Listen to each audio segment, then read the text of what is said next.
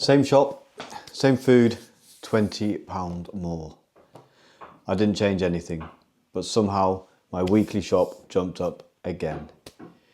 So I broke it down, and some foods are rising way faster than others, and I'm going to show you which ones and what to swap and what to do to try and save some money this week. So I'm Al, I'm Brewski, the budget foodie, and welcome to Eat Well for Less, the Real Cost of Food series, where I'm going to show you how to feed your family well without overspending, even when the prices keep rising. Now, I went back through my receipts, and it wasn't everything going up, just some specific items, but what's really hard to ignore, it's the same items all the time. Now we know everything is going up at the moment. If you check out my first video, there's a whole link into the current Middle East situation with the war in Iran, and this is affecting everything from the fuel, as we've already seen now, all the way through to the supply and providing those foods that we need every single day at home. Now, some foods are being hit harder first, and some in the end, they will all end up being hit really, really hard. So in the next few minutes, I'm going to show you what type of foods are rising and which is the fastest, why it's happening, and some simple swaps I'm using to cut my bill straight away. Because once you know this, you're going to stop overpaying and those pennies go back into your pocket, and that's always a winner. You know what surprised me the most is how uneven these increases are.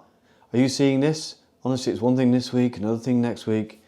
And the fact it's not all going up at once, it's coming in waves. First it's meat and dairy, then it's fresh, and then finally everything else is going to catch up. But what this means is, if we do not adjust this early, if we do not try and understand what is going on, we are really going to get affected by this. And as I said there, when you look back at my receipts, I can see there's a bit of a pattern going on, and this is where I'm going to bring you on this journey. So let's start off. Where did I feel it the most at first? I think beef is one of those. Beef has really, really hit us everywhere. It's the first thing I noticed, to be honest. Same pack, smaller weight, higher prices, and that's all because of three things. We have feed costs, they're going up. Transport costs are higher, which we know about, and the supply is tighter. So you're paying more for less. The second one I noticed was dairy.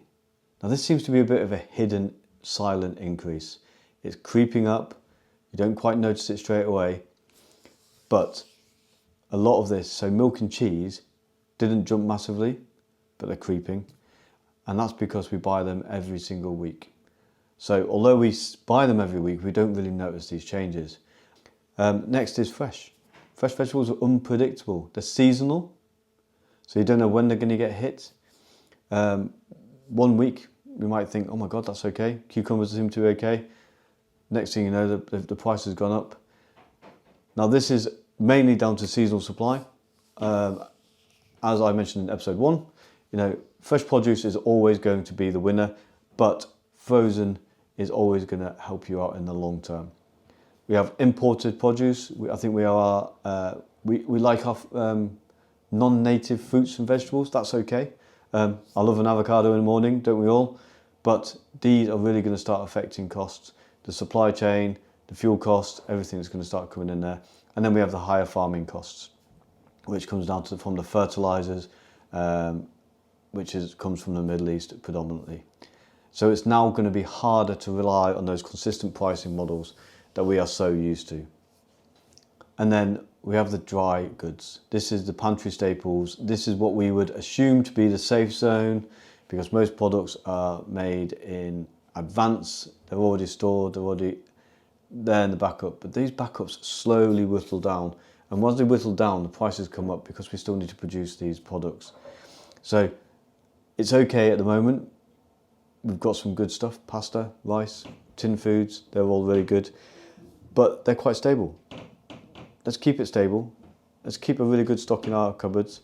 And then from there, we can take control. So we are prepared for those price increases and we can become better. So here's what I've personally changed.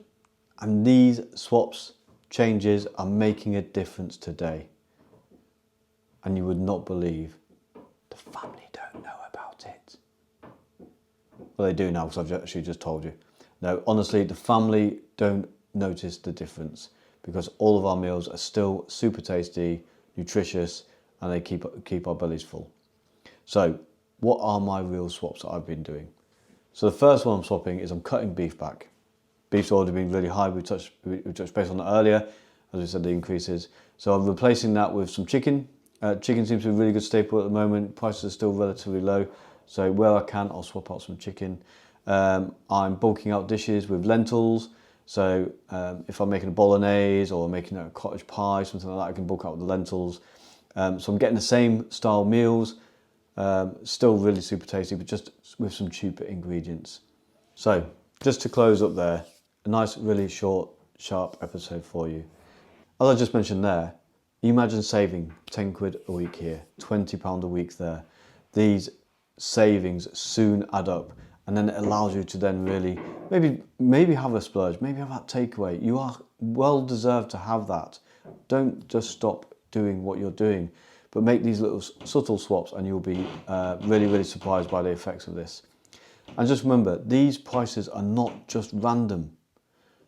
They're happening because of what's happening across the globe in many, many forms. And we need to be prepared for this. But once you know which ones are rising fast, once you keep an eye on your shop, keep an eye on your receipts, this will make a really, really great difference to what you do. And it makes it easy to adjust. Now, with everything going on globally, all the ongoing pressures, let's not make it affect us. Keep ourselves grounded, cook tasty homemade foods, nutritious, and keeping our bellies full, keeping our families happy. And that is the good news. That good news is kept wholeheartedly from yourself to the table. Now, in the next episode, we're going to talk about beef. Why is it so expensive and what to do? And just remember, same meals, smarter shopping, save those pennies, and I will catch you soon. Take care.